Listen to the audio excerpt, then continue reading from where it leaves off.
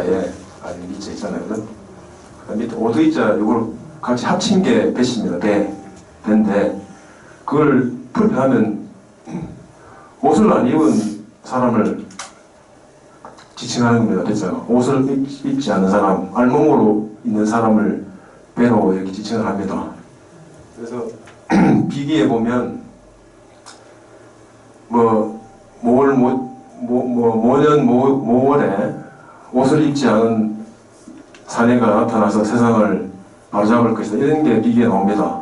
왜 그렇게 이야기하는가 하면 그 고려를 개국할 때 왕건이 머뭇거리고 주변에서 도와주지 않을 때 결정적으로 왕건이 나라를 건국하도록 마음을 잡게 하고 주변에서 그 세력을 지원해 준 사람이 배현경입니다. 배현경. 옛날에 태조 왕건에도 이제 그분이 등장하게 됐는데요. 또 희한하게 그분도 제 조상이고 희한하게 조선이 건국할 때 또 비군자가 하나 등장합니다. 비군자라고 합니다. 비군자. 저희 그 비기에서는 그냥 누군가 배금념입니다. 배금념. 조선왕조실록에 보면 딴 사람이 다들 뭐 이렇게 망설이고 있을 때 배금념이 앞장서서 이성계에게 반드시 나라를 새로 창성을 하셔서 백성을 편안하게 하고 이런 이야기가 나오거든요. 근데 그런데도 이성계가 머뭇거리고 그렇지 뭐하겠다 하는데 결국은 배금념이 옥새를 들고 가서 직접 이제 바치면서 마음으로 이제 옥리가 때린 내용이 조선왕조실록이 나오는데 그 두 개를 근거로 해가지고 뭐 비일군자 뭐 이런 이야기가 비기에 조선시대 때 한참 유행을 했습니다. 뭐 이런 뭐 여담을 한번 말씀을 드리도록 하고 저는 그 아까 윤 과장님 말씀하신 대로 매일경제에 거의 30년 기자로서 근무를 하고 있습니다. 그리고 이제 초기에는 사회부 뭐 또 이런 쪽으로 많이 근무를 하다가요. 사건 주로 쫓아다니다가 뭐 10여 년, 15년 전부터는 이쪽으로 문화부 쪽으로 건너와서 문화 쪽에만 제가 집중적으로 뭐 연구하고 책도 쓰고 있습니다. 책은 뭐 대충 한 뭐 7~8권 썼고요. 제가 주로 관심사는 뭐 문화재, 국보, 보물 이런 쪽이고 그 다음에 역사, 뭐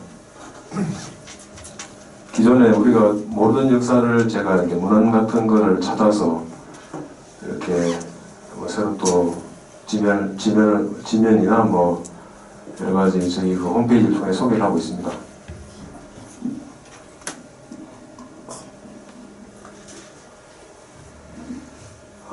오늘 주제는 사실 저는 지금까지 여기 와서 주로 초상화, 뭐 국보, 보물 이런 쪽으로 강의를 한 5번 정도 했는 걸 기억을 하는데 오늘은 저는 새로운 좀 역사적인 부분을 한번 여러분께 말씀드리려고 합니다. 근데 대충 다 잘 아시는 내용이고 그 다음에 일본에 대해서는 뭐 유튜브도 요즘 많이 보시고 이래서 뭐 상당한 지식을 갖고 있을 거라고 제가 생각하기 때문에 뭐 어설픈 이야기는 저는 하지 않겠습니다. 하지 않고 한번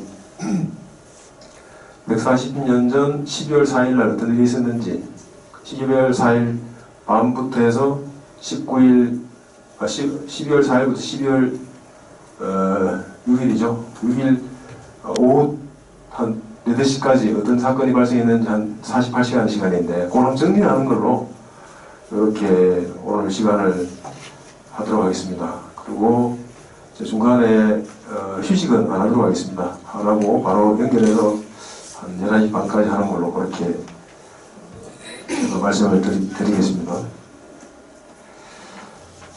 일본 뭐 지난번 뭐 일본이 한국에 대해서 굉장히 뭐 여러 가지 뭐 나쁜 일도 많이 하고 뭐 토지 청량도 뭐 굉장히 계획적으로 해서 뭐 이런 우리 역사에 악영향을 많이 미쳤다 이런 부분들 아까 윤 과장님이 말씀하셨는데 뭐 그런 부분은 저는 논의하지 않겠습니다. 일본이 저희한테 뭐 의도하지 않든 의도하든 간에 도움 주는 부분도 많고 물론 의도하지는 않았겠죠, 걔들이. 그렇지만은 어쨌든 옆에 있는 뭐 덕인지 뭐 그게 덕이 아닌지 뭐든 간에 뭐 도움도 받았는 부분이 분명히 있고, 그 다음에 또 일본 때문에 우리가 많은 피해를 입기도 하고 복합적인 부분이 있습니다.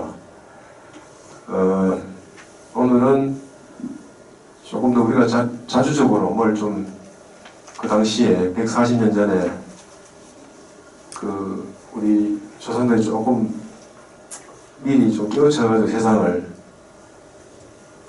좀 다른 역사를 만들어 봤으면 한 아쉬움에서 이 강의를 진행하려고 하는데, 올해 2024년 굉장히 뜻깊은 해입니다. 아까 갑신정변이 140주년이고요. 희한하게 갑신정변 10년 뒤에 어떤 일이 있는가 하면은 청일전쟁이 일어납니다. 청일전쟁은 뭔가 하면 청나라가 조선을 사실상 속국으로 만들었습니다. 그 조선시대 때 청나라하고 조선의 관계는 속국 관계는 아닙니다. 그냥 뭐 형식적인 뭐 그냥 4대 교린 형태지 대놓고 내정 간섭하고 외교권을 박탈하는 이런 관계는 아니었거든요. 그런데 이 당시 조선 말에는 실제로 그 구한말 때는 청나라가 대한민국을 지배했습니다. 그러다가 갑신정변 이후 10년 뒤에 청일전쟁이 발발하는데, 그때 일본이 청나라를 대한민국 지배권을 박탈시킨 게 이 전쟁입니다. 그래서 이제 쫓아내죠. 너는 이제 한반도에 손을 떼지 마라. 다시는 여기 끌정거리지 말고 너 본토로 돌아가라. 이렇게 한 게 청일전쟁입니다. 그게 청일전쟁이 딱 10년 뒤에, 갑신정변 10년 후에 발생하는 게 청일전쟁이고요. 희한하죠. 그 뒤에 또 10년 뒤에, 딱 10년 뒤에 러일전쟁이 발생합니다. 그래서 올해가 그 갑신정변 140주년, 그 다음에 청일전쟁 130주년, 그 다음에 러일전쟁 120주년입니다. 러일전쟁은 또 무슨 의미가 있는가 하면, 러시아는 또 청나라가 조선에 대해서 그렇게 했듯이 러시아도 청나라에 대해서 그렇게 간섭을 하고 만주나 텐진 뭐 이쪽으로 그 랴오양 이쪽을 지배해서 실질적으로 통치를 하고 있는 그런 시대였습니다. 그런데 일본은 만주를 차지하게 해가지고 결국은 러시아하고 붙은 거죠. 그런데 희한하게 운 좋게 러시아를 이겼습니다. 그 당시 러시아하고 일본의 국력은 10배 차이 나거든요. 우리가 러시아 볼셰비키 혁명이 일어나고 농노들 거기 살고 삶이 피폐하고 어렵다 생각하는데 절대 그렇지 않습니다. 그 당시에 러시아는 전 세계 국력으로 따져도 2, 3위 안에 들고요. 그 당시 영국 정도, 프랑스 정도? 그 말고는 러시아, 프랑스, 그 세계 1, 2위를 하는 국력을 갖고 있었고, 군사력은 세계 1위였습니다. 러시아가. 그런 나라를 이제 일본은 무찔러버렸죠. 그래서 세계 판도를 바꾸고, 거기 배상 문제 걸리고 이러다 보니까 러시아가 굉장히 국민들이 살기 어려워지고 궁핍해지고 이러다 보니까 공산혁명이 거기서 초래된 겁니다. 러시아 러일 전쟁에서 결국은 거기서 출발해서 그렇게 이제 번져가는데, 쭉쭉 연결하다 보면은 결국은 우리가 갑신정변에서 주도적으로 그 정변을 일으켜서 싹 개혁을 하고 새로운 서구와 같은 그런 국가로 발돋움 했을 때 청일전쟁도 일어나지 않았을 거고, 그 다음에 러일전쟁도 일어나지 않았을 거고, 그 다음에 볼셰비키 혁명도 설득력이 없어서 어떤 기반이 없었을 거고 공부 안 하는 거죠.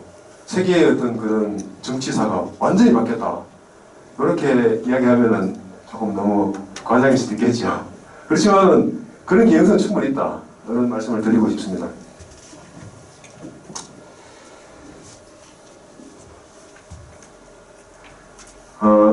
갑신정변은 너무 잘 아는 그런 내용이고요. 이 갑신정변의 주역 4인방입니다. 왼쪽부터 보면 이제 여기 박기영효, 금능이라고 이제 철종의 사이죠.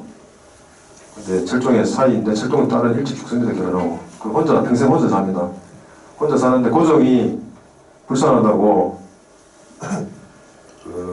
궁녀 2명을 이제 하사해가지고 같이 살고 또 그 이후에는 시대가 바뀌기 때문에 형식적으로 여러 여자들을 거니고 살았는데 애초에는 여튼간에 그 법으로 부모들은 결혼을 할 수가 없습니다.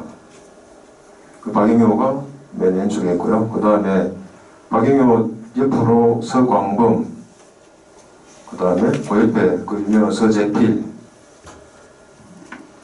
서재필은 이제 독립신문도 창간하고 오래오래 후일 계속 오래 살고 장수를 합니다. 그 다음에 맨 오른쪽에 김옥균입니다. 이 사람들을 보면은 그 조선 후기 노론 명문가의 엘리트 자제들입니다. 근데 그 당시 그 정권을 권력을 잡고 그 개혁에 반대에 선 수구파들이 전부 다 그 노론 명문가 집안들입니다. 근데 그 집안의 아들들이 나서가지고 개혁을 하겠다고 일으킨 게 이제 갑신정변인데, 박영효는 만남박씨, 나주박씨 집안이고요. 아버지는 공조판서 박원양입니다. 그 당시 판서 뭐 찬판 이 정도 하면은 뭐 떵떵거리고 살 정도로 아주 많은 토지와 노비도 뭐 수백 명, 뭐 심지어는 그렇게 갖고 있는 그 권세가 집안입니다. 서광범은 대구서씨, 서재필은 서광범이 오촌 조카고요. 뭐 마찬가지 대구서씨고, 여기도 그 자기 외삼촌이 김성근이라고요. 그 장동김씨, 안동김씨 거기 그 유력자입니다. 김옥균은 뭐 장동김씨 집안인데 그 강릉 부사 김병기의 양자로 들어갔습니다. 뭐 여기 뭐 안남박씨, 나주박씨죠. 나주박씨, 뭐 대구서씨, 달성서씨라고 합니다. 약간 뭐 서로 왔다 뭐 서로 뭐 다른 주장을 하는데, 여튼 뭐 그 다음 장동김씨, 안동김씨, 남동김씨라 그러죠. 이런 분들 참 정정한 집안입니다. 근데 이런 조선 후기 정치와 사상계를 장악했던 노론의 그 집안에 아주 미래가 촉망되는 자제들이 왜 노론 세상을 뒤집어 엎어가지고 엎기 위해 가지고 피해 정변을 일으켰느냐, 참 그것도 아이러니긴 합니다. 근데 결과적으로 갑신정변은 이제 실패합니다. 참혹하게 실패를 하고 20년 뒤에 조선은 일본의 식민지가 되어버리는데, 이 사진은 이제 4명이 그 사이 실패하고 일본으로 도망가죠. 도망가가지고 뭐 거창하게 이렇게 사진을 찍었는데, 네? 그 표정이 굉장히 뭐 근엄하고 뭐 좀 비장한 느낌도 들지만은, 아, 계획을 했어야 되는데 못했다, 이런 대한 아쉬움, 뭐 절망감, 이런 것도 느껴집니다.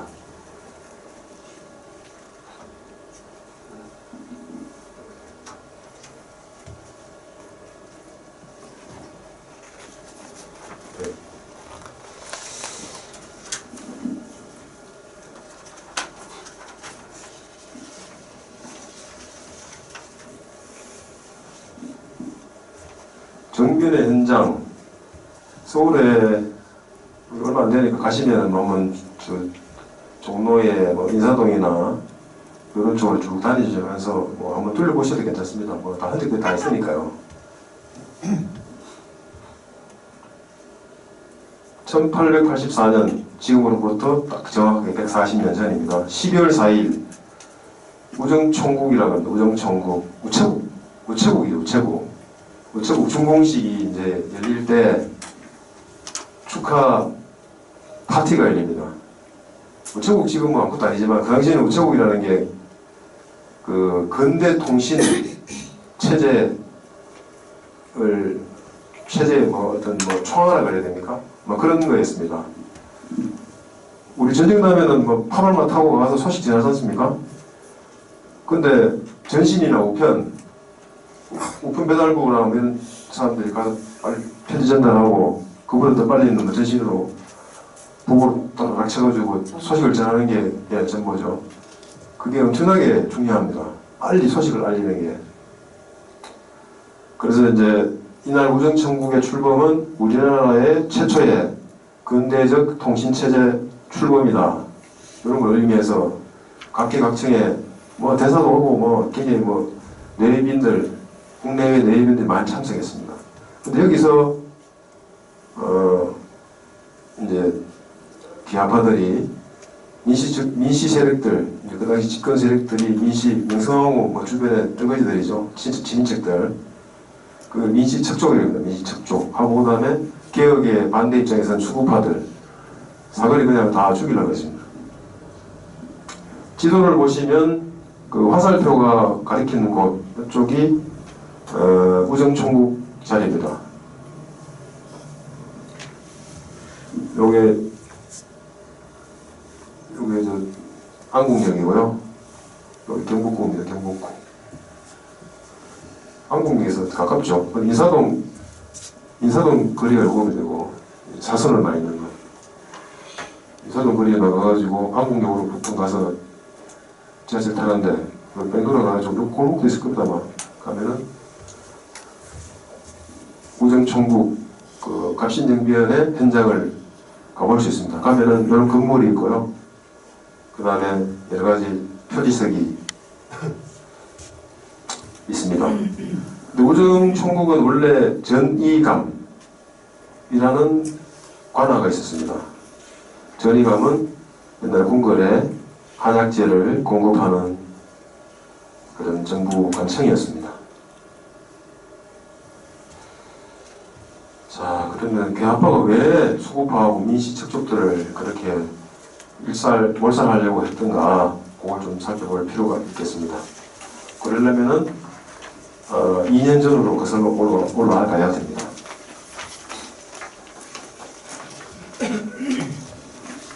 갑신정변 2년 전에 1882년입니다.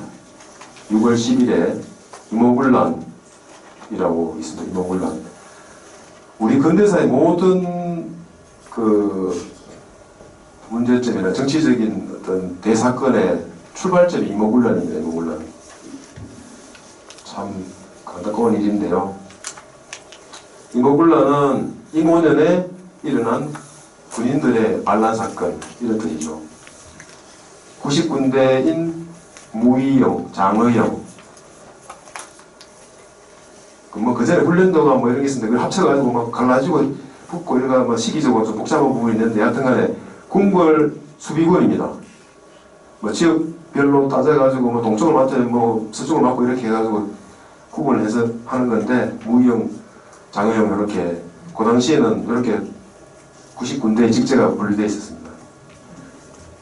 당시에 조정의 권력을 차지하고 있던 민씨 일족들의 중심 인물이 누군가 하면 병조판서 민겸호입니다. 민겸호. 명성황후의 먼 친척 오빠뻘 좀 되는 사람인데요. 이 사람이 설해청 당상, 설해청 그 청장, 요즘 같은 청장쯤 되겠죠. 그 병조판서가 된 사람이 창고 청장을 할 정도 되면은 설해청에 굉장히 딱딱하다 그죠. 거기서 책임을 게 많았기 때문에 이걸 같이 겸합니다. 그래서 창고의 재물을 설해청이 뭔가 하면은 그 대동미, 옛날에 그 세금을 거둘 때 특산물을 거두던 거를 조선 후기에 쌀로 통일합니다. 그 대동미를 지방에서 배로 또 그다음에 뭐 마차로 끌어 실어 와서 여기 보관했던 거죠. 거기 어디 있는가 하면은 남대문, 숭례문 오른쪽에 보면은 거기에 지금 거기 어디쯤 되는가 하면은 남대문 시장하고 숭례문 바로 사이에 있습니다. 거기에 설해청이 있었는데 그래서 그 시청 밑에 거기를 북창동 그럽니다. 북창동. 왜냐하면은 설해청 북쪽에 있다고 해서 북창동이라 이렇게 부릅니다. 그 설해청 청장을 하면서 창고에 있는 쌀 같은 걸 빼서 자기 묵대로 쓰고 그 다음에 잘 역사책에 나오다시피 그걸로 설해청 쌀로 그 90군데 급료를 월급을 줬는데 이거를 13개월 동안 안 줬습니다. 안 주는 게 불만이 막 터져나오니까 좋다 주겠다 이래 줬는데 한 달씩 줬죠. 그 중에 절반이 모래였다. 그래서 90군대들이 군인들이 도저히 내가 우리 못 찾겠다. 우리도 먹고 살아야 되는데 그래서 이제 안을 일으키게 되는 거죠. 이모군란은 사실 정치적으로 굉장히 복잡한 부분들이 있습니다. 민실족들은 사실은 그 90군대를 없애버리려고 했습니다. 없애버리고 신식군대를 이제 양성하려고 했죠. 별기군. 신식군대는 별기군입니다. 별기군. 그래서 좀 홀대를 한 겁니다. 사실은. 뭐 민경호가 많이 해먹은 것도 있지만은 대놓고 해먹은 거는 너 불만이면 다 나가라. 이런 부분이 있죠. 근데 90군대 뒤 배경에 누가 있는가 하면은 흥선대원군이 있습니다. 근데 흥선대원군하고 민비는 어떻게 됩니까? 서로 못 잡으면서 안달이죠. 그 정도로 사이가 안 좋은데 어쨌든 90군대들은 창덕궁으로 쳐들어가가지고 창덕궁 쳐들어갈 때 흥선대원군을 같이 옆에 끼고 갔습니다. 쳐들어가서 민겸호, 그 다음에 경기관찰사 김보현, 영의정 이최영을 거기서 죽여버립니다. 죽여버리고 대원군은 다시 이제 정권을 차지하게 되는 거죠. 명성황후는 반란군들이 명성황후를 죽여라. 특히 명성황후가 이 모든 사건의 사단이고 출발점이 되어서 명성황후를 막 샅샅이 찾습니다. 근데 명성황후가 궁녀로 위장을 하고 도망가가지고 장호원까지 도망갑니다. 오른쪽이 명성황후 추정 사진입니다. 젊을 때 찍은 사진 같은데 논란이 있습니다. 논란이 있는데 저는 저게 명성황후 사진이라고 믿고 있습니다. 왜냐하면 여러가지 그 당시 책에 저 사진을 직접 올리지는 않았지만 저걸 이제 그 당시 인쇄 방식으로 해가지고 도트로 이런 식으로 했는 건데 거기 저 사진이 그 사진이 맞습니다. 근데 그 당시에 명성황후 죽고 뭐 1, 2년 뭐 수년 사이에 책들이 많이 나왔었는데 그 당시 올라있던 사진이 저건데 근데 거기에 대해서 그 당시에 있던 뭐 명성황후를 직접 봤던 사람들이 문제 제기를 안 했습니다. 그래서 서울 이재진 교수나 뭐 몇 사람들은 저게 명성황후 친본 사진이다 이렇게 이야기하고 저도 마찬가지 거기에 동의를 하고요. 잘 보이진 않죠? 보입니까?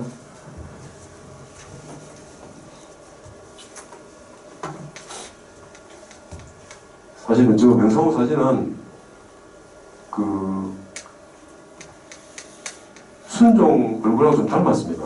순종 사진 자세히 보시면 저렇게 좀 닮았는 느낌이 납니다.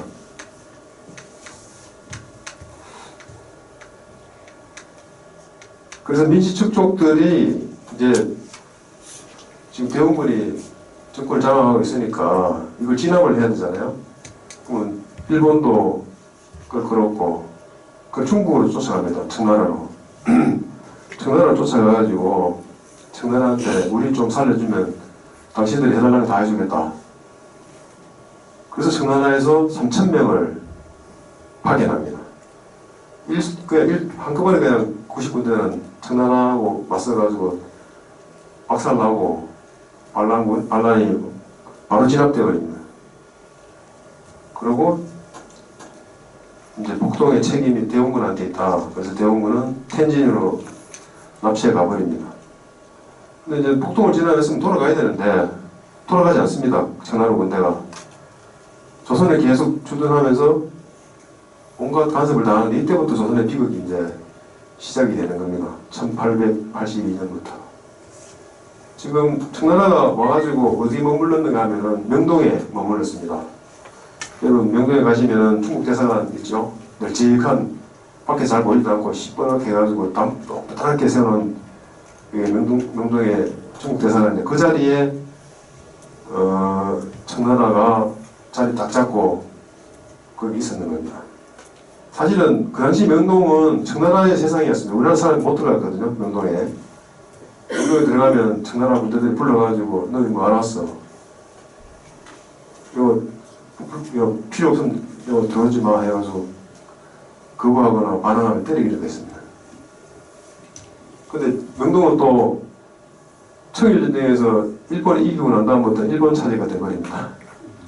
일본이 다 싹 명동하고 그 남산 일대를 일본에 다 장악하고, 남산에는 주로 이제 뭐 관청 같은 거 일본 공사나 뭐 이런 걸 이제 일본 총독부나 이런 거 설치하고요. 그 밑에 명동에는 뭐 상가나 자기 이제 주택 이런 걸 일본인들 전용 주택 이런 걸 설치합니다.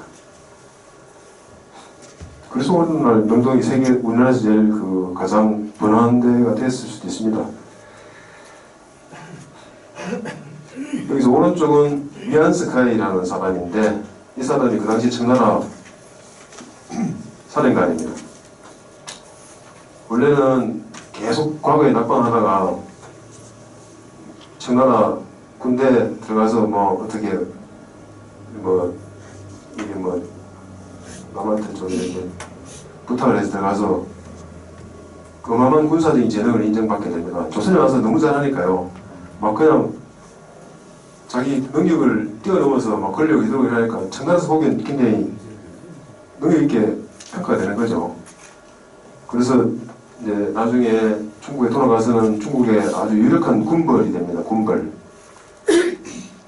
그 다음에 청나라 멸망 후에는 잠깐이긴 합니다만은 중화민국 황제가 되는 인물입니다. 근데 원세계는 조선에 주둔하면서 민시일족한테 우리가 당신들 도와줬으니 군사 지휘권 달라. 그 다음에 너 세금 막 거두는데 우리가 조금 좀 쓰자. 재정권도 달라. 나중에는 조선에서 발행하는 모든 외교 문서는 우리를 통해서 발행하라. 뭐 그렇게까지 합니다. 근데 그러면 민시들이 좀 반발해야 되는데 반발하지 않습니다. 어쨌든 간에 막 청나라한테 잘 보여서 자기 이제 청나라 군대 빠져나오면 또 일순간에 또 다른 세력들이 또 덤벼들 수 있으니까요. 청나라 이제 구슬려 가면서 자기들 이제 권력을 유지하려고 그렇게 급한 겁니다.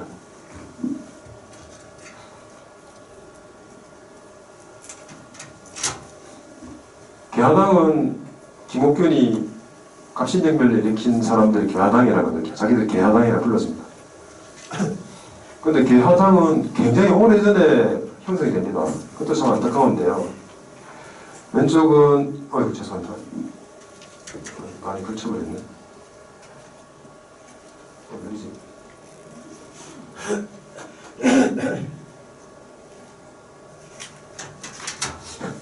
어디지?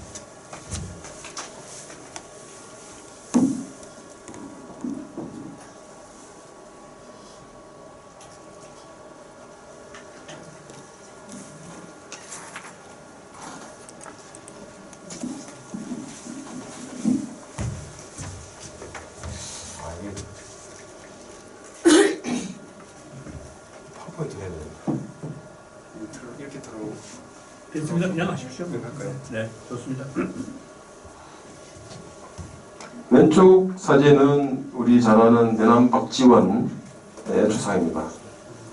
연하일기로 좀 굉장히 많이 알려진 분인데요. 연하일기를 너무 잘 써놓으니까 정조가 글은 그렇게 쓰지 말고 고루하게 경학 위주로 이렇게 써야 되지. 그렇게 글을 막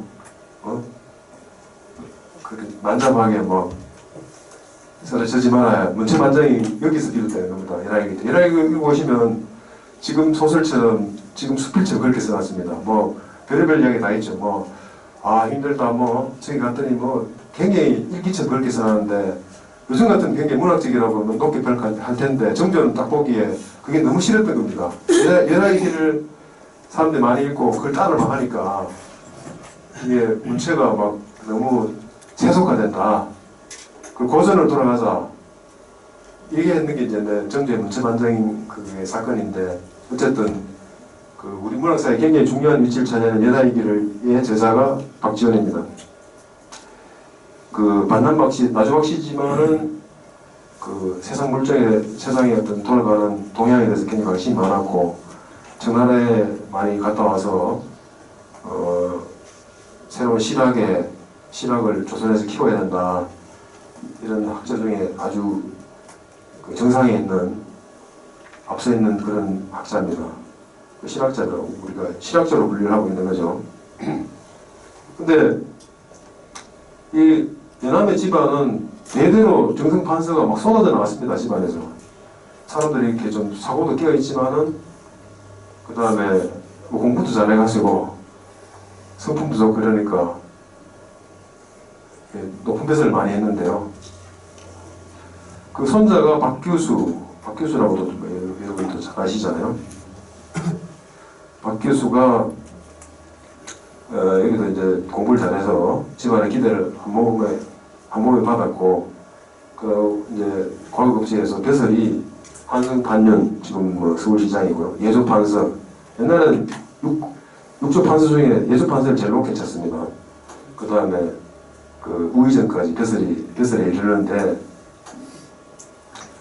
아까 말씀드렸다시피 이제 할아버지여가지고 박규수도 청나라에 사절단으로 사절단 대대로 2번 갔다 옵니다. 2번 갔다 와가지고 쭉 돌아다니면서 그쪽에서 이제 서구 열강이 청나라 침략하는 그런 실상을 목격하고, 그 다음에 책을 다량으로 또 긴 사비를 틀어가지고 책을 많이 구입합니다. 그래서 책을 보면서 조선이 좀 심각하게 개혁을 해야 된다. 필요성을 느끼면서 본인은 이제 그 노는 세력이지만 본인이 뭘 할 수 있는 부분을 많이 적고 이러니까 이제 후세를 키워야 되겠다. 그래서 자기 사랑방에다가 학교, 뭐 사립학교도 일종의 서당 같은 개념인데 그거를 열어놓고 젊은 친구들 그 주변에 사는 좀 북촌 쪽이니까 노원이죠. 북촌 같으면 지금 성청동 일대를 북촌이라고 합니다. 전부 그쪽에 사는 젊은 양반 자제들, 똑똑한 애들 이런 불러놓아 먹고 이제 신사상 세계가 어떻게 돌아가고 뭐 모든 그 사상 뭐 심지어 뭐 수리 뭐 온갖 과학 이런 거에 다 강의를 하고 이제 세상이 어떻게 바뀌고 있는지 우리가 어떻게 대응해야 되는지 이런 부분에서 이제 공부를 하고 토론을 합니다. 여기 선생 중에는 박규수도 직접 가르치기도 했지만 그 중국어 통역관 오경석, 그 다음에 이제 종로고 청계천 옆에서 이제 한약방 운영하는 유홍기라는 사람이 있습니다. 유홍기. 이게 이제 드라마 같은 데 많이 소개됐는데 유홍기보다 유대치라고 많이 알려져 있습니다. 이런 사람들이 다 중인이거든요. 중인들이 이제 이분들도 오경석이 그 당시에 중국에 가서 책을 또 많이 사왔습니다. 그래서 자기들끼리 그 많이 돌려 읽으면서 이제 청년들에게 개화사상을 함께 지도를 하게 됩니다. 그 당시에 중인들 특히 역관들 중에는 굉장히 이제 시대에 앞서가 있고 좀 개인 생각을 갖고 있는 사람이 많았습니다. 역관들도 그렇고 그들과 교류하는 중인들 이런 사람들이 그래서 정조 때 그런 양반들 많이 이제 좀 정권에 그 비장각 이런 데 많이 소속시켜가지고 좀 세상을 좀 바꿔보려고 했는데 좀 그게 잘 안 됐죠. 어쨌든 시대가 한참 흘러가지고 박 교수는 이제 그걸 실질적으로 자기 주도를 해보려고 했는 겁니다. 오른쪽에 보면 이제 박 교수의 집터 자리입니다. 거기에 어디 있는가 하면은 아까 지도에 되지만 지도에 인사동 그 위쪽에 보면은 한국역 바로 위쪽에 그 헌법재판소가 있는데요. 그 뒤쪽에 박규수 집입니다. 나중에 다시 정리를 하도록 하고 여기 박규수 사랑방에서 공부하기 박규수가 사랑방을 열었던 시기가 대충 1870년대 중으로 추정을 하고 있습니다. 1970년대 같으면 일본의 메이지 유신이 1868년이거든요. 별 차이 나지도 않습니다. 그러니까 좀 안타깝죠. 우리도 빨리 시작했는데 좀 뭐 운때가 근대화의 운때가 안 맞았다고 봐야 되는 건지 우리가 좀 안일하게 대응했다고 봐야 되는 건지 그 당시에 공부했던 사람들은 아까 4명 이거 하고 윤웅열 저기 무관인데요. 윤웅열 누가 윤치호의 아버지입니다. 주요 애국가 작사했는 사람이죠. 하여튼 이런 사람들이 이제 다 여기서 공부를 했습니다.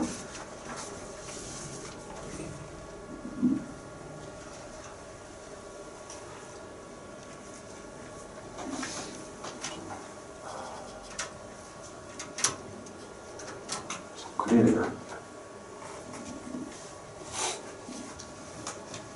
개화당은 이제 본격적으로 열어서 공부를 집중적으로 학습한 거는 1876년 강화도 조약 이 체결되면서 개화당들이 조정에 조금씩 살살 진출하기 시작합니다. 왜냐하면 이제 그 당시에 흥선대원군은 세국을 하다가 갑자기 개항을 해놓으니까 그쪽에 아는 사람이 없거든요. 근데 이 개화당이 국제사정에 아주 밝고 그 다음에 어떤 뭐 서양의 문물에 대해서 좀 나름 지식을 갖고 있기 때문에 얘들 뭐 줄은 아니지만 좀 이용할 가치가 있겠다 싶어서 좀 등용을 합니다. 그래서 조금씩 1870년대 후반부터 해가지고 벼슬을 하기 시작하는 거죠.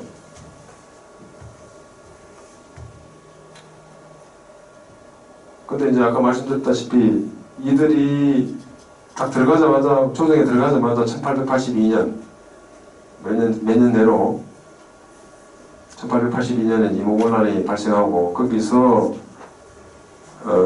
청나라가 조선을 속국으로 삼으려고 하면서 이제 개화당들이 이제 뭐 여러 가지 활동을 할 거 아닙니까? 개혁을 이제 뭐 이런 개혁안들을 좀 구안을 해가지고 이제 이런 현실 정치에 반영하려고 노력을 하면 그걸 어떻게 하겠습니까? 청나라는 반대하고 탄압을 하겠죠. 그러니까 개화당 입장에서는 이 청나라 이건 우리나라 발전에 걸림돌이 되는구나. 그래서 청나라를 어떻게 무력으로 쫓아내든지 그 다음에 뭐 단방을 써서 수구 세력들을 몰아내든지 이런 구상을 뭐 단계적으로 여러 가지 플랜을 마련해가지고 하려고 노력을 했습니다. 그러면 이제 결국은 그런 걸 해보려고 하면 일단은 군사력이 있어야 되잖아요. 군사력. 그러니까 갑신정부는 그냥 얼렁뚱땅 몇 명이 모여가지고 한 게 아닙니다. 자기 나름대로는 오랫동안 계획을 하고 그 다음에 실질적으로 그걸 실행에 옮길 수 있는 무력을 준비를 했습니다. 첫 번째는 박영효, 개화당의 핵심 인물 중에 하나인 박영효가 경기도 광주 유수로 근무할 때 거기서 군사를 키웁니다. 800명 정도 키웁니다. 800명.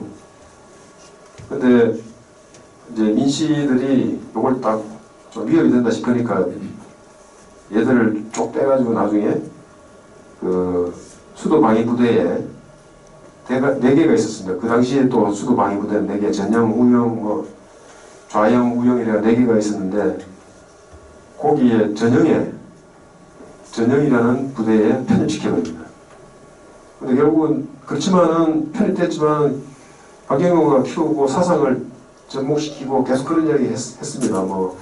너희는 나중에 부대를 따로 소속이 되더라도 부대가 나라를 위해서 우리가 한번 힘을 합쳐서 일어설 때는 분연히 떨쳐 일어나서 우리를 도와야 된다. 이런 이야기를 하니까 그렇게 하기 시작할 때 그런 어떤 이제 공감대가 형성되어 있는 상태였습니다. 그래서 나중에 이 전형 군들이 많이 이제 개화당의 정변에 많이 참여하게 되는 그런 상황이고요.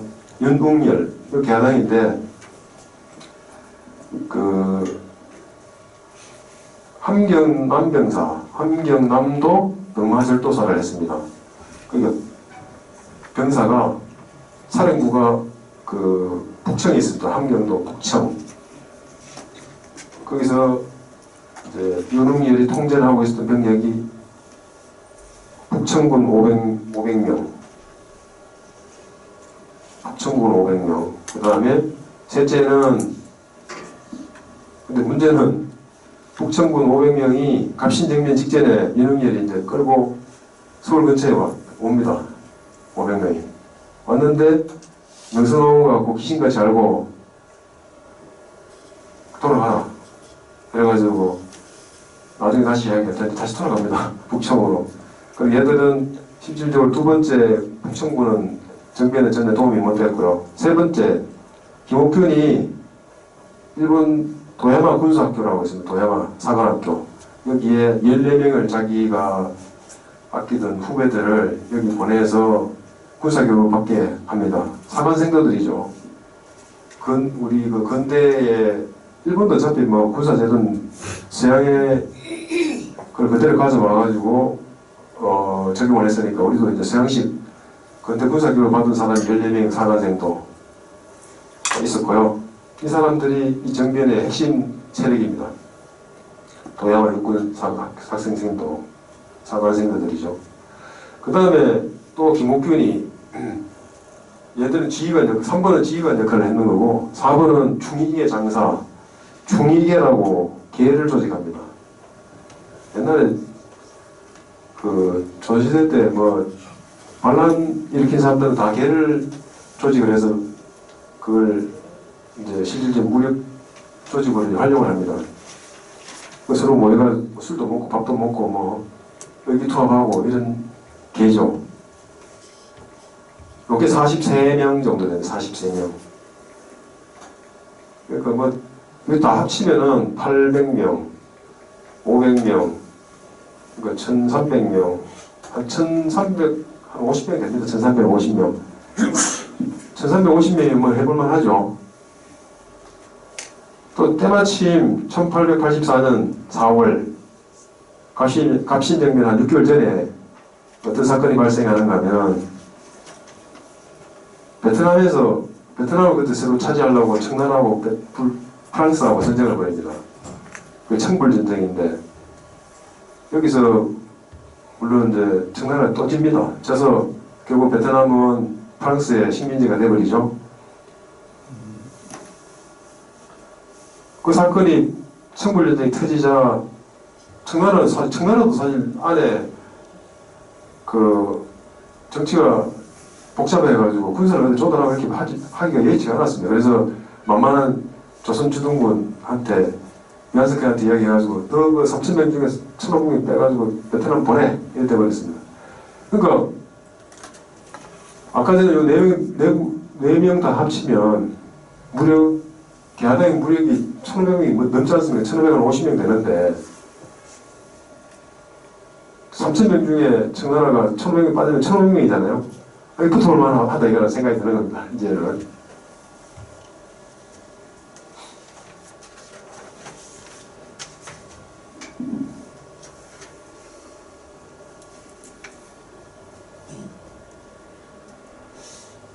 좀 더 이게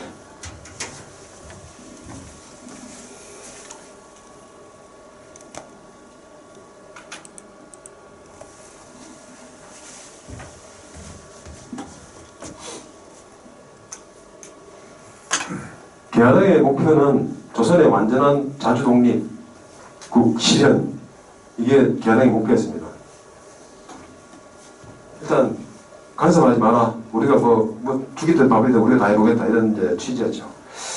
그래서 이제 일단은 군대를 지금 조선에 있는 조선군을 일단 1차적으로 조선군을 와해시켜야 되죠. 조선군.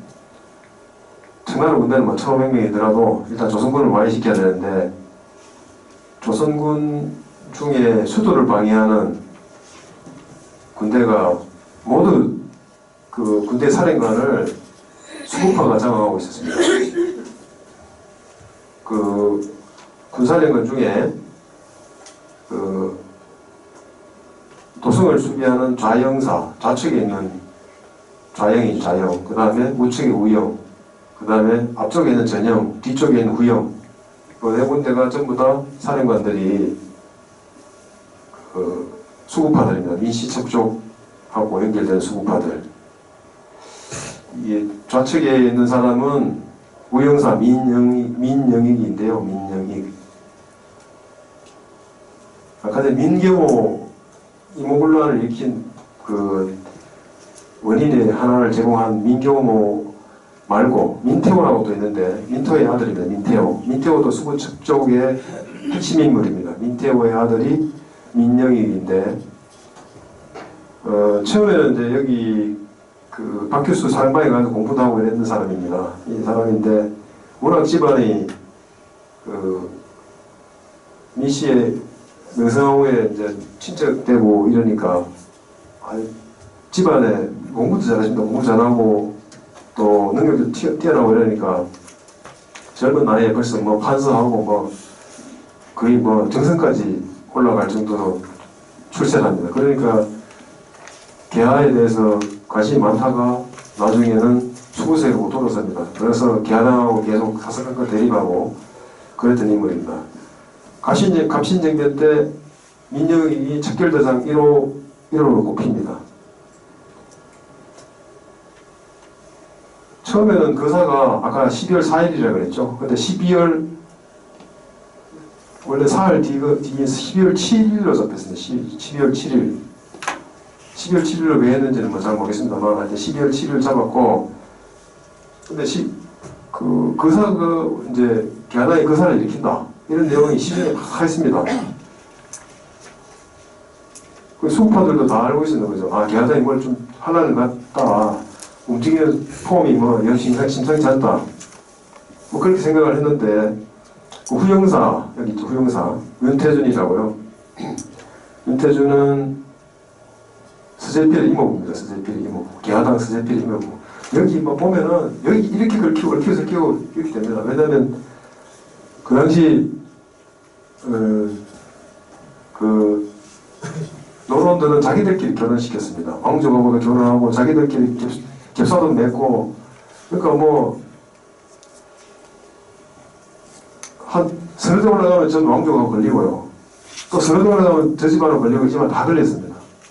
그러니까 일본이 뭐 사촌하고 결혼하고 뭐 그랬다 가는데 우리나라도 따지고 보면 북촌의 노론 세력들은 자기들 세력을 유지하고 혈통을 유지하게 해가지고 그런 식으로 막 혈족 관계를 유지해가면서 참 촘촘히 그렇게 했던 겁니다. 뭐 그러니까 일본을 욕할 것도 없습니다. 따지고 보면 귀족들끼리 결혼하는 것처럼 집안에 다른 서울 지역에서만 해도 남촌하고 이런 사람들하고 혼인관계를 안 했습니다.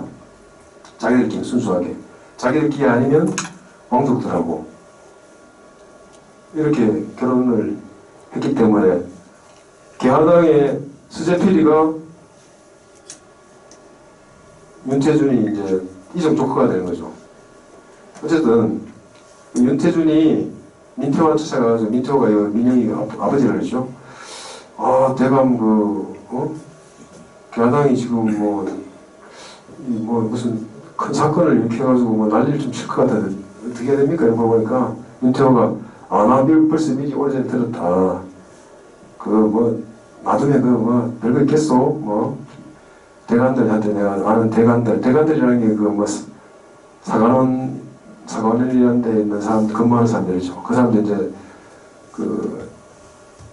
관리들 감찰하고 이런 사람들인데 아는 사람 많기 때문에 내가 살살 이야기해서 이제 이 주모자들 뭐 탄핵하면은 제가 추후에 계속 들어갈 거다. 기다리시오. 이렇게 했어요. 그러니까 개화당이 젊은 열기로 못 모르고 슬진다. 그렇게 좀 가슴평가를 한 거죠. 설마 해봐야 너가 뭘 하겠냐. 이런 생각을 했던 겁니다. 그러니까 이제 그런 소문들이 또 개화당한테 들리는 거죠. 이게 수구파들 다 알고 있다. 그러니까 이제 날짜를 3일 앞당겨서 12월 4일로 날짜를 정했고 그 다음에 원래는 취훈정이라고 이것도 감사원 옆에 가면은 삼청동에 감사원 옆에 가면 취훈정이라고 터가 있습니다. 그 표지석도 있어요. 표지석. 여기 취훈정이 많은 데 가면은 개화당이 거사를 모의하는 장소 중에 하나입니다. 박경호 집에서도 거사를 모의했고 취훈정 가서도 거사를 모의했습니다. 그다음 장소를 나중에는 이제 우정총국을 잡게 되는데 우정총국의 그 총판 책임자가 홍영식입니다. 그래서 우리 행사하는데 거기 가서 해 이렇게 한 거죠. 그래서 장소는 그렇게 정해졌는 거고요. 하여튼 특별 대상은 군 책임자 4명. 얘들만 죽으면 군대는 발이 묶입니다.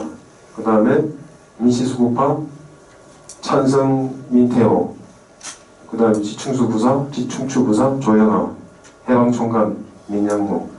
해방총관은 뭐 해군살인관 뭐 이런 건데요. 이것도 민씨잖아요, 그죠? 조영아 이런 사람들 다 혈통으로 다 걸리는 사람들입니다.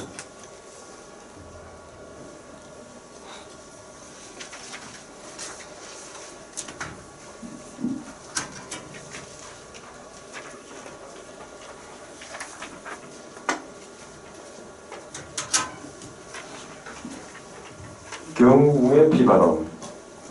아까 말씀드렸다시피 윤동열 북청군 500명은 그 사전에 서울까지 내려왔다가요. 명성황후가 내시 유재인이라고 해서 유재인 나중에 좀 다시 나오는데요. 밀서를 윤동열한테 전달해서 상감이 정변을 반대하니까 다시 북청으로 돌아가라 이렇게 명을 이제 전달합니다. 그러니까 윤석열은 그렇게 생각합니다. 아, 고종이 이렇게 지지를 하지 않는데 그러면 어떻게 되냐? 왕이 지지하지 않으면 정변에 성공할 수 없다. 이렇게 나름 고민을 하다가 아니 뭐 정변하기로 마음먹었으면 뭐 칼 뽑아서 뭐라 잘라야 되는데 돌아가 버립니다. 그 500명이 빠져버리죠. 김옥은 뭐 다급해지는 거죠. 어떻게 되냐 고민하다가 일본을 찾아갑니다. 일본 공사 다케주의 시니치로 여러분한테 찾아가가지고 지금 우리 좀 군사 조달에 좀 차질이 있었다. 일본을 좀 도와달라. 일본 도와주면 우리가 일본한테 나중에 정변 성공 후에 크게 보답하리라. 이렇게 얘기하고 150명을 지원받기로 약속을 받습니다. 150명 뭐 해봐야 뭐 별거 있겠습니까만은 여하튼 아무래도 청나라 같으면 일본을 조금 그렇게 생각할 거다 이렇게 판단하고 150명이라도 흔쾌히 받아들인 거죠. 그래서 그 북청군 500명은 빠졌지만은 추위의 장사 뭐 하고 해가지고 50명 김옥균 자기가 신복처럼 쓴데도 50명 그 다음에 아까 전에 박경호가 키운 광주 유수군 그 군용으로 배송이 받겠다 그랬죠. 거기 500명 그 다음에 원래 550명에다가 플러스 알파 일본군 150명 이렇게가 이제 반란을 일으키려고 이제 계획을 세웁니다. 이렇게 합치면 700명쯤 되죠. 700명이면 청나라 군대 1500명하고 아마 해볼 만하다 이렇게 판단했던 것 같은데 어쨌든 자 이제 사건의 날이 다가와가지고 1884년 12월 4일 밤 근데 후정총국 그 개소식에 축하하는 장소에 4명의 군사령관이 안 왔습니다. 근데 한 명만 왔습니다. 민영이 한 명 오고 나머지는 안 왔습니다. 왜냐? 그 사전에 정전 소식이 누설돼가지고 혹시나 가서 또 뭐 무슨 사태가 벌어지는 거 아니냐 이렇게 생각해서 안 온 겁니다. 민영이 건 이제 뭐 그냥 쟤들이 뭐 하겠어 이렇게 하고 온 거죠. 연애가 이제 한참 이제 진행되는데 밖에서 불이 납니다. 밖에 이제 우정국 주변에 민가에 불이 붙어서 그러니까 이제 민정이 뜨끔하겠죠. 이게 뭐 일이 났다. 그 도망갑니다. 도망가는데 충익의 장사인지 뭐 하여튼 뭐 육군사관학교 사관들인지 뭐 누군지 모르겠지만 민영이 그걸 칼로 내칩니다. 내치는데 귀가 떨어져 나가고 어깨가 많이 잘려나갑니다. 그래가지고 쓰러져 있는 거를 멜렌도르프라고 명성황후의 독일 고문이 있습니다. 그 사람이 흘러매고 도망칩니다. 민영이 그걸. 그래서 살렸습니다. 그 다음에 박경호가 그 당시 고종은 창덕궁에 있었는데요. 반란 사건이 발생하면 가장 먼저 해야 될 게 아까 얘들은 철저하게 원칙에 의해 가지고 움직인 겁니다. 첫 번째 군대의 발목을 잡아라. 두 번째는 왕을 확보하라. 그 당시 왕이 어떤 모든 여론의 구심점이잖아요. 왕을 쥐고 왕의 그 어떤 동의를 얻으면 그 끝난 겁니다. 우리 그 12.12 반란 사건 때도 그렇잖아요. 그 정승환 체포 그 동의를 얻으려고 몇 번 왔다 갔다 하고 밤새도록 그 지켰다가 사후에 이제 그 허가를 받는데 그처럼 그 명분이라는 게 굉장히 중요한 거죠. 그래서 박영호가 고종한테 가서 창덕궁에 고종한테 가가지고 청나라 군대가 난을 일으켰다. 여기 있다가는 청나라 군대가 전하를 시해할 수도 있다. 빨리 도망가야 된다. 그래가지고 명성황후하고 둘이 데리고 그 옆에 경운궁이에요. 경운궁에 피봐요. 경운궁으로 도망갑니다. 경운궁이 지금의 그 개동 현대사업입니다. 개동 현대사업인데 그 경운궁은 뭐 하는 데가 하면 순조의 생모 수빈박 씨라고 순조의 엄마를 이제 죽고 난 다음에 모시던 사당이었습니다. 거기에 이제 명성황후하고 고종하고 둘이 데리고 와가지고 이제 포로로 데리고 있는 거죠. 포로로. 뭐 만약에 이제 왕의 명예가 필요하면 여기 도장 찍으시오. 그래가지고 바로 보내고 거기서 왕을 조정할 수 있는 거죠. 이제 다음날 박영호가 이제 이런 전날 처치 못한 그 군사령관, 군지휘관들하고 그다음 수급하들 다 죄다 그냥 경호궁으로 불러드립니다. 근데 이 사람들도 왕이 부르니까 뭐 안 갈 수가 없어요. 왕의 도장이 찍힌 명령장을 보내오고 이렇게 하니까 속히 이 사태를 의논해야 되니까 경호궁을 입건하라. 이렇게 보내니까 안 갈 수가 없잖아요. 그죠? 그러니까 모세를 다 갑니다. 경호궁으로. 가는데 한 명씩 체포해가지고 고종 앞에 세워가지고 죽입니다. 칼로. 고종 앞에서. 그러니까 고종이 제발 이러지 마라. 왜 이렇게 하느냐. 이렇게 막 울고 그랬습니다. 고종이. 근데 또 고종 옆에 있던 내시 유재현이라고 내시 유재현. 이 사람이 내시가 고종한테 수라를 갖다 바치니까 김옥균이 어느 시국인데 이렇게 한가하게 수라를 갖다 바치고 앉느냐. 수라 바로 꼭 찹니다. 그러니까 유재현이 뚜껑 열릴 거 아닙니까? 이런 미친놈들이 어디 있냐고 이렇게 하니까 김옥균이 또 거기서 칼로 그 유재현을 죽여버립니다. 여기까지는 개화당이 이제 계획대로 아주 순조롭게 일이 풀려나가는 거죠. 근데 사실은 뭐 이렇게까지 할 필요가 있었겠냐 싶은 생각이 드는데 역사적으로 보면은 머뭇거리지 않고 이렇게 과단하게 한 경우에 성공한 사례가 굉장히 많습니다. 우물쭈물대다가 역사에서 사라진 사람들이 많잖아요. 뭐 개의정당 때 김종서도 마찬가지고 그만큼 충분히 힘이 있었는데도 우물쭈물대다가 아이고 뭐 그렇게까지 할 필요 있어 뭐 그렇게까지 사람 죽여가면서 뭐 해야 돼 뭐 이렇게 하는데 상대편은 그게 아니잖아요. 완전히 그냥 싹 그냥 지구상에서 없애버리잖아요. 그런 식으로 가난하게 했던 게 성공의 사례가 있는 반면 이건 좀 너무 지나치게 했던 거 아니냐. 그렇게까지 할 필요가 있습니다. 이런 생각이 듭니다. 결국은 이런 부분들 때문에 나중에 후대에 좋게 평가가 안 되는 거죠. 어쨌든 여기까지는 일이 너무 잘 풀렸습니다. 그래서 얘들 이제 속으로 호재를 불렀겠죠. 태재를 불렀겠죠.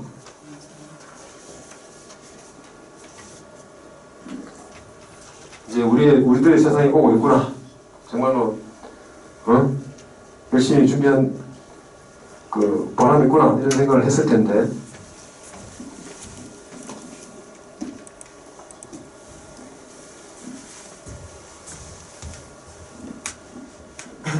옆에 이건 창덕궁입니다. 창덕궁.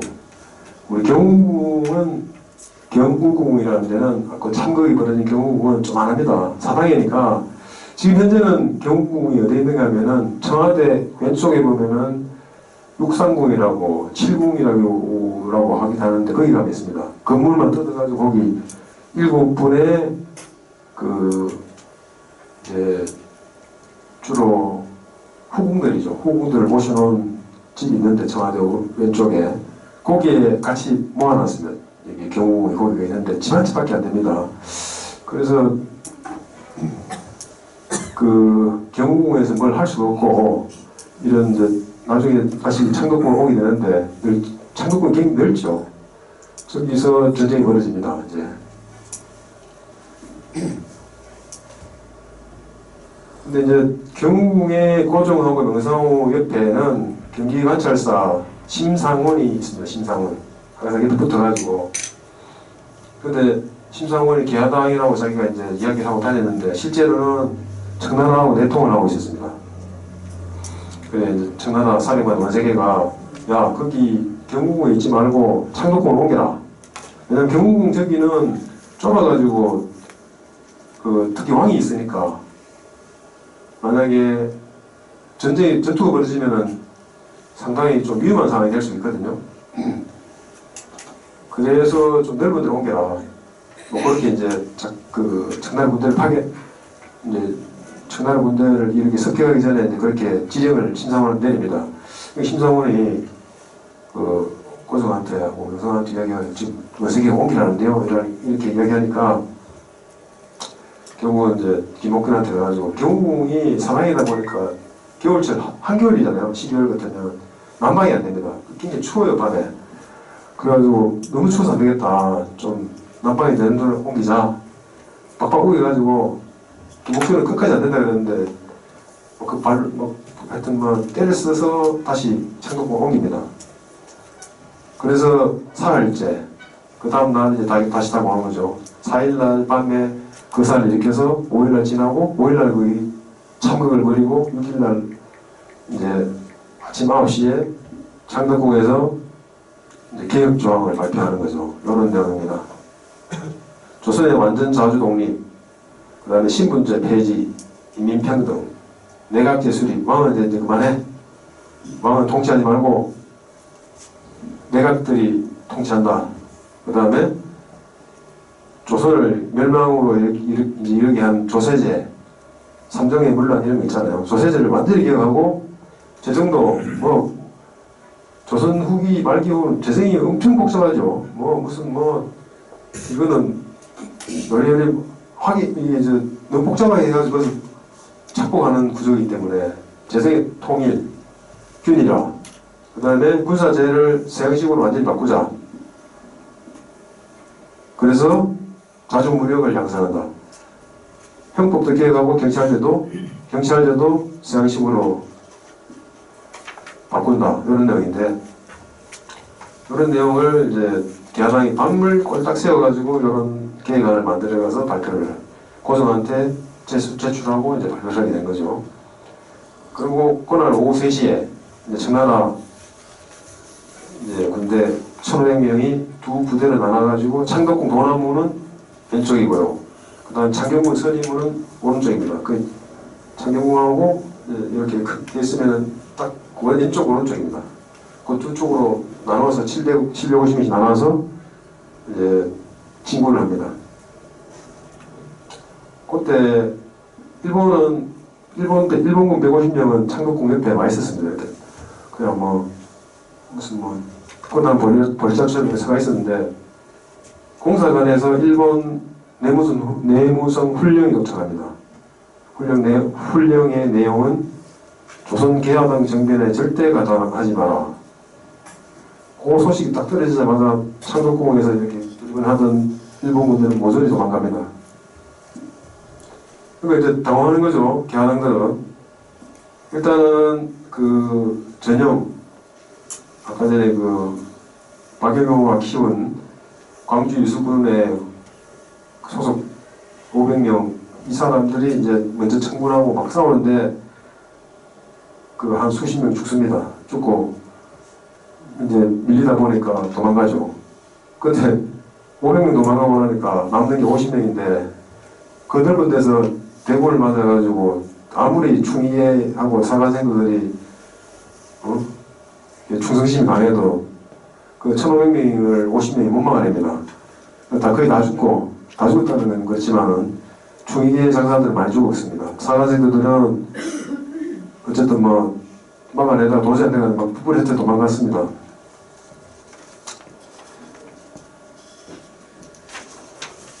개화당의 도주로까지 알아야 되겠나 싶긴 한데 나중에 한번 가시면 한번 보시라고 제가 이렇게 오늘 제가 이걸 말씀드린 목적은 실제로 그 북촌이나 종로 주변에 그 인사동이나 이런 데 가면은 한번 둘러보시라는 그런 취지도 있으니까요.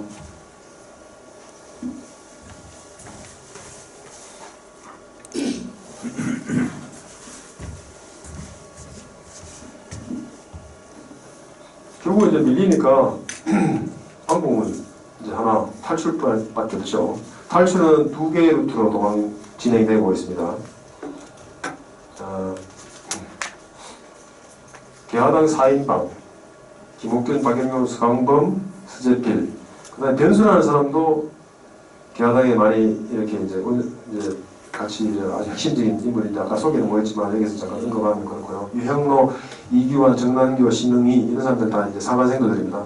그러니까 토탈 9명이 창덕궁 북문으로 통해 가지고 이제 이렇게 북문으로 도망쳐서 이것은 이제 전투가 벌어지고 있고요.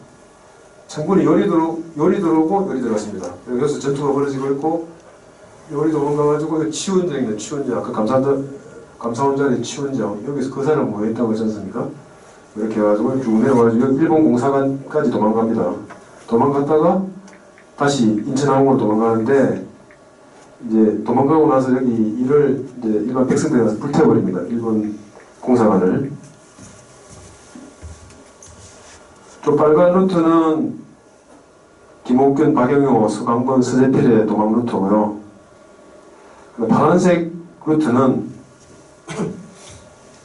홍영식, 박영교, 그 다음에 사관생도 7명 요런 사람들이라는데 박영효의 친형입니다. 박영효는 청생 루트, 박영효는 이 친구의 친형이죠. 친형. 이 사람들은 파란 루트를 가는데 왜 파란 루트를 가느냐? 파란 루트는 고정하고 명성하고가 같이 갑니다. 그때까지만 해도 홍영식은 아직도 이게 우리가 완전히 실패한 건 아니다. 고정을 같이 끌고 다니면은 정변의 주도권을 아직 질 수 있다. 이렇게 낙관하는 겁니다. 오판인데. 그래서 고종하고 명성하고 그때 여기서 도저히 못 있겠다. 이 너무 위험해서 북간묘로 가겠다. 북간묘가 그때 조선에 관우 사당이 5개 있었습니다.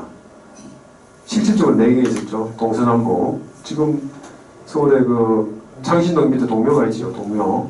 그거만 남아있고 나머지는 다 없어졌습니다. 없어졌는데 북간묘는 서울과학고 자리가 북간묘 자리입니다. 그 다음에 서간묘는 천연동에 서대문구 천연동이라는데 거기 서간묘가 있었고 그 다음에 남간묘는 지금 힐튼 호텔 그 자리가 남간묘입니다. 남간묘. 그 다음에 동묘는 아까 말씀드린 창신동 밑에 거기 있는 게 동간묘고요. 북간묘를 왜 명성황후가 같이 이야기해서 갔는가 하면은 여기에 북간묘에는 진령군이라고 명성황후 전속 무당이 있었습니다. 그러면 불안하고 막 겁나고 이러니까 무당한테 가서 뭐 좀 좋은 소리 들으면은 위로가 될까 싶어서 이제 다 끌고 가는 거죠. 명성황후는 참 못 말리는 무속의 애호가 해야 되나? 모든 걸 무당이 다 결정했습니다. 야, 내가 어제 꿈을 꿨는데 어떻게 되는 거냐? 아침에 기분이 안 좋은데 뭐 어떻게 되느냐? 계속 묻고 진령군은 관우 같은 경우에는 그렇다. 관우가 이렇게 앞으로 돌아가지고 잘 될 거다 뭐 이런 식으로 항상 모든 자기 기중사나 정치나 이런 걸 관우신한테 물어서 평가하고 판단하고 결정을 내린 사람이 명성황후입니다. 근데 밖에서 이제 북간묘 밖에서는 여기 북간묘 여기가 서울과학고입니다. 서울과학고. 북한묘 밖에서는 지금 원세계 군대가 몰려오고 있습니다. 그래서 이제 그 소리가 원세계가 이제 북한묘 주변에 주둔해가지고 사람을 보내서 고정한테 우리가 도착했다 이렇게 얘기하니까 고정이 이제 맞으러 가야 되겠죠. 맞으러 가려니까 홍영식이 못 간다, 우리하고 있어야 된다. 옷을 잡당겨버립니다, 고정에. 옷이 막 찢어지고 막 이런 난리가 났겠죠. 그러니까 막 거의 넘어지다시피 하고 이렇게 되니까 고정 주변에 있던 그래도 아무래도 왕인데 따라다니는 무사들이 있었거든요. 호위 무사들이. 그 사람들이 도저히 이거 못 갈 수 없다 싶어서 달려들어서 이제 홍영식하고 다 죽여버립니다. 그래서 따라가는 7명, 사관생도 7명하고 박영교, 홍영식은 여기서 목숨을 잃고, 그래서 갑신정변은 모든 막을 내리게 됩니다. 우리가 이제 갑신정변이 3일천하다고 이제 이야기를 하는데, 실제로는 아까 말씀드렸다시피 12월 4일 밤에 일어나서 아까 6일날 오후 3시 이후에 한 2시간 지났으니까 뭐 6일 오후 한 6시 정도 되니까요. 48시간이 채 안 됩니다.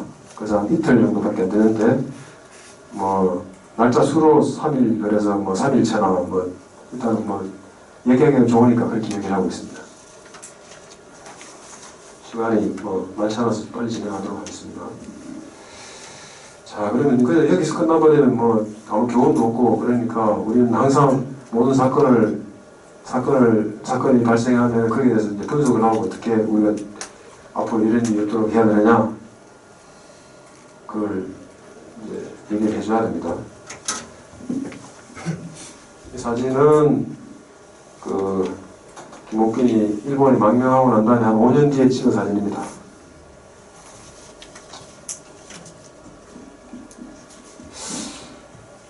근데 사실은 갑신정변은 실패가 너무나 뻔하게 예견되어 있었습니다. 왜냐하면 청나라가 개입하는 거는 뭐 당연한 거 아닙니까?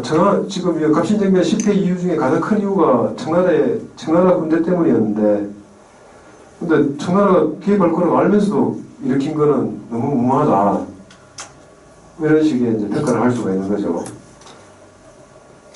이런 생각을 할 수 있습니다. 자기들이 막 그냥 과감하게 나가면 청나라가 움츠하고 그냥 사태를 방관할 거다, 이렇게 막간을 칠 수도 있습니다. 그런데 그건 굉장한 착오고 오판이고 뭐 정치를 판단하는 능력이 좀 부족한 거죠. 그 당시 청나라가 조선에 와가지고 모든 걸 간섭하고 막 전쟁을 휘두르던 때였거든요. 반드시 개입한다 이렇게 생각을 하고 그걸 가정하고 움직였어야 된다, 이런 생각을 하게 되는 거고, 북청군의 원대 복귀, 요걸 하나 더 봤습니다. 여기는 빠져있는데,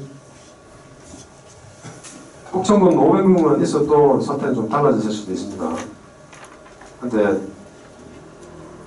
윤석열이 배신을 땡겨서 배신을 해가지고 도망가 버렸는데, 참 이것도 안타까운 일이죠. 무기의 부족, 무기가 월등하게 우세했으면 좀 뭐 다른 상황이 벌어질 수 있지 않은가. 그 당시에 이제 미국에서 수입한 소총, 최신식 소총 3,000정이 그 군영에 창고에 있었습니다. 근데 이게 각 군영에 무기고에 오래 놔두다 보니까 이 노기스러가 쓸 수가 없었습니다. 그거라도 좀 정비를 하고 덤벼들었으면 좀 나았지 않았나. 칼 들고 창 들고 청나라 총명령을 맞이한다는 건 너무 무모했다. 그런 뭐 준비가 너무 안 됐다는 거죠. 그 다음에 한국 전체의, 한국 사회의 어떤 그런 전체적인 낙후성과 시민층이 미성숙되어 있다. 그리고 이제 국민이 정치를 만들듯이 국민들 수준이 아직 이런 개혁하고 개화하는 데 대한 인식이 없었던 겁니다.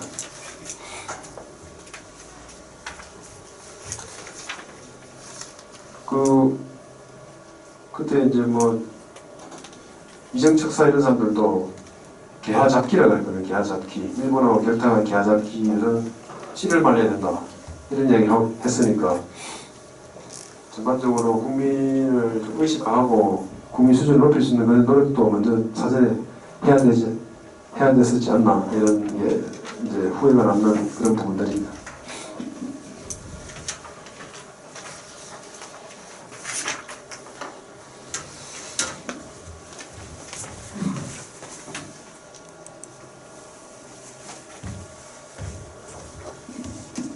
대한항들은 자기들도 뭐 아주 정근대적으로 사람들 살상하고 그랬지만 그들 집안도 참 비참하게 최후를 맞이했습니다. 이때까지만 해도 참 조선은 정근대적인 나라였다는 게 이제 이런 거 보면은 확연하게 드러나는데 여기 이제 북한묘에서 살을 떼는 홍영식 가족이죠. 홍영식은 오른쪽이 두 번째 홍영식이고요. 그 다음에 오른쪽 첫 번째 홍영식 동생이고 서 있는 사람 중에 맨 왼쪽에 이제 홍영식 형입니다. 그 다음에 앉아 있는 사람, 이 사람은 홍영식 아버지 홍순목 영의정입니다. 영의정 홍순목. 그러니까 남양 홍씨들인데 얼마나 집안이 빵빵했는데 대단했는지 알 수가 있는 거죠. 홍영식도 이 당시에 그 우정총국 총판 맡고 있지만은 또 뱃살도 굉장히 높았습니다. 그 아버지는 영의정이었고요. 근데 문제는 아버지 홍순목이 수구파 중에서도 아주 강경한 수구파 우두머리였습니다. 그 정변하고 나니까 역적의 자식을 내가 역적의 자식이 생겼으니 나는 죽어버리겠다 해서 홍영식의 마누라 그다음 홍영식 아들하고 같이 자살했습니다. 그 집안도 뭐 다 형제들도 다 뭐 어떻게 되면 다 죽고 이랬습니다. 그 다음에 정변 일본으로 도망가건 가지 못한 사람들도 뿔뿔이 흩어져서 남아있을 거잖아요, 그죠? 뭐 아직 그래도 많이 남아있으니까 김봉균, 이희정, 신중모, 이창규 이런 사람들은 다 충의계 소속 그 사람들이고 뭐 상한생도고 그렇습니다. 이 사람들은 서울시청 옆에 공기시라고 했는데 거기서 능기 처참됐고요. 또 이점돌, 이윤상, 자홍식, 서재창, 남홍철, 최영식 서대문 밖에서 차명으로 채용됐습니다. 박영효도 아버지 참판 박원장이 자살했고 그 다음에 박영교 북한묘에 죽은 박영교 여기 이제 아들하고 같이 죽었어요. 또 박영효 아버지 박원장이 두 아들이 박원장 같은 건 두 아들이 역적이잖아요. 두 아들이 집안 완전히 풍박스 났고요. 서재필도 다 그 아버지하고 부인하고 다 죽었고요. 그 다음에 역적들은 어떻게 됩니까? 조선 법률에 역적집은 풀어서 연못을 만들고 재산을 몰수하는 거죠. 일본은 그때 이제 백성들이 불을 태워가지고 공사관이 이제 화재로 소실되고 또 그 안에 공사관 직원이 죽습니다. 그래서 이제 그 정변이 정리되고 난 다음에 배상금을 청구해가지고 받아갖고 그 다음에 남산 예장동 쪽에 거기 지금 예장공원입니다. 예장공원에 땅을 빼앗아 가서 공사관을 새로 짓습니다. 이거 이제 공사관은 나중에 조선 통감 관저로 쓰이게 됩니다. 김옥균이 뭐 제일 비참하긴 한데요. 요게 이제 김옥균이 10년 뒤에 일본에서 그냥 그 방탕하게 살다가 10년 뒤인 1894년에 중국의 상하이에 뭐 좀 새로운 정치 활동을 해볼까 싶어서 갔다가 이제 병조판서 민영소 그것도 민시척 쪽의 핵심 인물인데 민영소가 자객을 이제 보내서 살해를 해버립니다. 그래서 청나라하고 민씨들하고 친하잖아요. 그래서 국내로 시신을 가져와가지고 이렇게 이제 훼손을 해버리죠. 여기는 장소는 마포 양화진 나루터입니다. 여기 저도 뭐 지난번에 가서 또 현장 조사도 해봤는데 양화진은 경기방어군대인 총용청이라는 데의 훈련장입니다. 여기 이제 특사장에서 그 경기 방어 군대들이 훈련을 했던 곳입니다. 보통 군대 훈련장은 그 이제 역적이나 이런 국사범을 처형하는 장소입니다. 그래서 노량진도 있고 양화진도 있고 뭐 이런 한강 주변에 그게 모래사장에서 옛날에 많이 처형을 했습니다.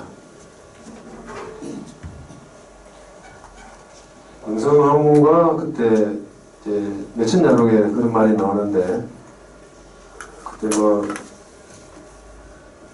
인태호도 죽고 많이 죽었잖아요, 그죠? 갑신쟁대 때. 근데 이제 이렇게 와서 김옥균 이렇게 이제 뭐 신청하지 않는데 왜 너 아버지 죽인 데 대한 원한을 와서 풀어라 이렇게 했는 거죠. 와서 뭐 시체를 훼손하든지 뭐 아니 간이라도 씹어 먹든지 왜 안 하냐 이렇게 막 격분했다고 매천야록에 쓰여 있습니다. 그러니까 이제 이런 정근대적인 후진적인 이런 야만적인 이런 짓을 하니까 그 당시 서울 주재 이제 외교관들이 이거 빨리 중단하라 이게 도대체 뭔 짓이냐 이렇게 했는데 막 못한 차고 해서 16일 동안 이렇게 이 상태로 방치되었습니다. 아직 뭐 대충 보면 아시겠죠, 그죠? 네. 김옥균 가족들도 사실은 뭐 완전히 다 뭐 친아버지는 천안 감옥에 있다가 교수형으로 죽었고 엄마도 어머니도 은독 자살했고요. 또 동생 김갑균도 감옥에서 옥사했고 처와 딸은 노비가 됐고 뭐 집안 완전 박살났습니다.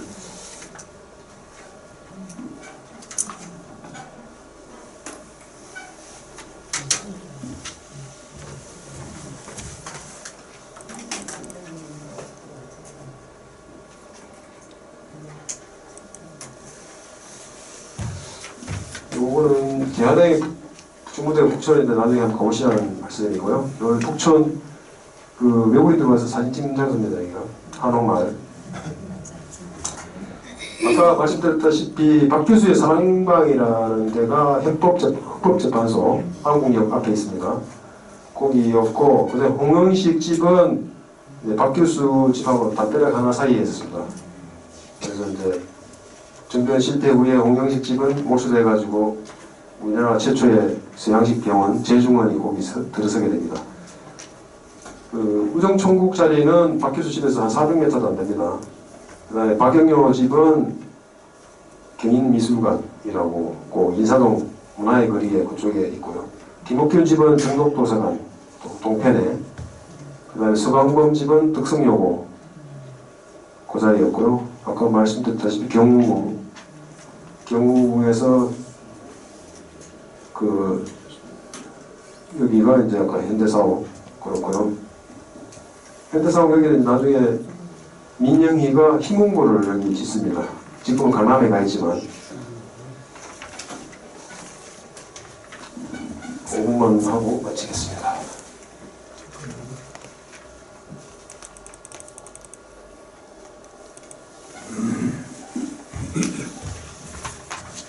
이 사진은 그 정변 불과 1년 전에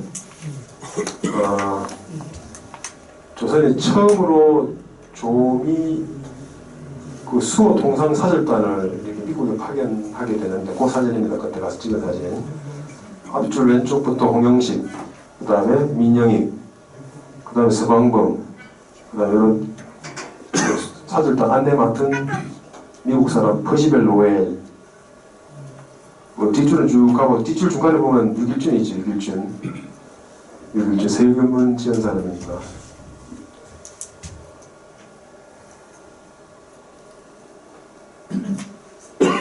박 교수의 사랑방이라는 건 저도 옛날에 그 러일 전쟁에 관심이 참 많아가지고요. 그 러일 전쟁하고 일본 메이지 유신하고 러일 전쟁, 일본의 근대화 이쪽에 관심이 많아서 뭐 이런 책도 읽고 연구를 좀 해봤는데 상당히 비교가 되고 저거 일본은 성공했는데 왜 박 교수의 계하당은 실패했나? 그리고 비교도 좀 해보기도 하고 그랬습니다. 박 교수의 사랑방은 일본 요시다 쇼인이라고 이건 메이지 유신의 그 주역들의 스승입니다. 요시다 쇼인의 송화촌숙이라고 있습니다. 송화촌숙. 그거하고 굉장히 많이 닮았습니다. 거기서 송화촌숙, 소나무 아래에 작은 이런 건물 이런 뜻인데요. 거기서 요시다 쇼인이 제자들을 키우면서 막부를 타도하자, 천황 중심의 정치 변혁을 이루자, 부국강병 국가를 건설하자, 조선을 정벌하자. 요걸 여기서 공부를 지도를 하거든요. 그래가지고 그 문화생들이 1868년에 메이지 유신을 주도하고 새로 출범하는 신정부의 이제 핵심 인물들이 되는데, 우리가 잘 아는 이토 히로부미, 여기 이제 일본 초대 총감도 하고 조선 초대 총감도 하고 일본 총리도 했습니다. 총리. 야마가타 아리토모, 여기도 일본 총리를 했고 육군 원수를 했습니다. 기도 다카요시, 그 메이지 유신 삼걸이라고 부르는 이 사람이 되는데 어마어마하게 많습니다. 이쪽에 여기서 공부했는 사람들이. 근데 박 교수도 1870년에 자기 사랑방에서 이제 계란 키우고 자주 부강한 국가 건설하자고 했는데, 그러면서 또 무력정변을 일으켰죠. 그런데 실패하고 결국은 일본의 식민지로 됐다. 근데 일본은 우리하고 상황이 많이 달랐습니다. 그 당시에. 사회 변화를 위한 지도층의 역량이 있었고, 그 다음에 지원도 있어서 가능했다. 일본에는 옛날 중앙에 이제 막부가 있었지만 지방에는 제후가 다스렸습니다. 그래서 이원화된 정치 체계였죠. 근데 제후들이 그 당시에 굉장히 개혁적 성향이 강했고, 그 다음에 우리 지역을 부강하게 만들어야 된다, 이런 의식이 뚜렷했습니다. 서로 경쟁을 하고 저쪽 제후는 내가 반드시 이겨가지고 우리가 더 부강한, 그걸 이제 제후라 그러는데 이제 번이라 하죠. 우리 번이 더 번영한 번이 되겠다. 그래가지고 인재를 발굴하고 번내에 신분을 따지지 않고요. 하급무사든 상급무사든 간에 따지지 않고 독도한 사람 뽑아가지고 영국, 독일 유학권을 주겠습니다. 일본에서 당시에. 그래서 이제 그 당시 이제 번 가운데서 이제 가장 저국 중에서 제일 강했던 이제 조슈, 사스마. 조슈가 이제 야마구치라는 데고요. 사스마는 가고시마인데, 두 군데가 이제 극적으로 동맹을 맺어가지고 일으킨 사건이 메이지 유신입니다. 근데 우리나라는 어떻습니까? 우리나라는 고종하고 민비만 쳐다보고 있는데 그 둘하고 주변의 세력들이 보면은 하나같이 부패하고 무능하고 국제 정세는 완전히 깡통입니다. 깡통. 아무것도 모릅니다. 결국은 그 두 개가 비교가 되는 거죠.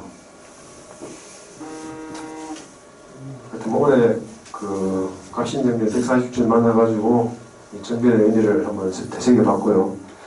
국제사회가 그때하고 지금은 많이 달라진 것 같아도 사실 그렇지 않습니다. 여전히 이제 힘에 의한 지배가 계속 지속되고 있고, 지구촌 곳곳에서 이제 전쟁이 빈번하고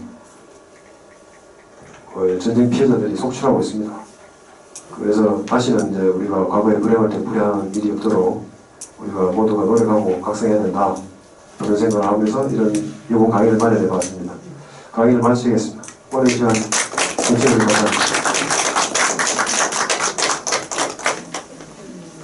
질문 있으시면 질문하시고. 갑신정 하나 할게요. 네. 대원군하고 그 민비하고는 갑신정변이나 개화당의 그 활동하고는 전혀 관계가 없습니까? 되게 동학의 전봉준 그 동학나는 대원군하고 민비 사이에 그 어떤 권력 투쟁 그거에 의해서 나쁘게 말하면 대원군이 동학도들한테 민비를 일본 놈을 동원해서 죽여도 좋다고 내락을 했다, 허락을 했다. 그래서 우리는 뒷배가 든든하다. 그러니까 대궐 점령하면 우리 임무 끝이다.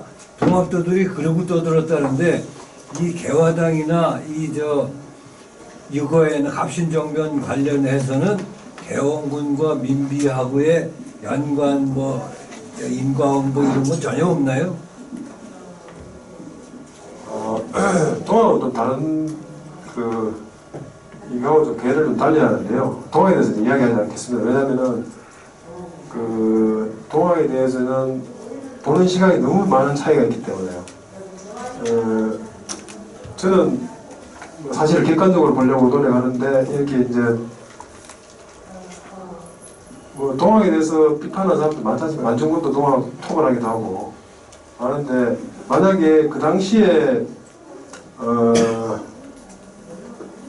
동학도 전국적으로 퍼져 있는 하나의 어떤 나름 무력을 행사할 수 있는 조직이지 않습니까? 그러니까 정치권에서는 흥성군이든 민비든 뭐든 간에 그걸 세력을 이용하려고 초기에는 진압하려고 그랬지만 후대에는 일본하고 또 척을 지게 되면 그걸 또 일본하고 맞서 있는 동학을 이용하려고 했을 것이고 그런 이제 역사적 기록은 있을 수도 있는데 동학까지 이야기하면 이 논의가 복잡해지니까요. 예, 동학은 한번 좀 시간 나시면 따로 한번 접근해보는 것도 좋을 것 같습니다. 이거 동학하고는 연기를 시키고 싶지 않습니다. 먼저 가실 분들은 먼저 가시고요. 경로당에서 이렇게 또 오늘 어버이날이라고 또 어르신들 대접하는 행사가 있나 봐요. 내일 모레 토요일이 동학기념일이에요. 동학기념일이고 다음 주에는 여기 갑신정변에 이어서 러일 전쟁 이야기가 다음 주에 북사 편찬위원회에 오랫동안 근무하셨던 이민원 교수께서 오셔가지고 또 얘기를 해주실 겁니다. 또 귀중한 시간 갖도록 하겠습니다. 뜨거운 박수로 이제 가시면서 들으십시오. 만약에 갑신정변 세력하고 동학하고 이렇게 결합이 되고 동학이 어떤 개화사상에 대해 충분히 이해가 있었다면 많은 역사적인 이런 흐름이 많이 달라졌지 않았나 이런 생각을 해봅니다. 예. 마치겠습니다.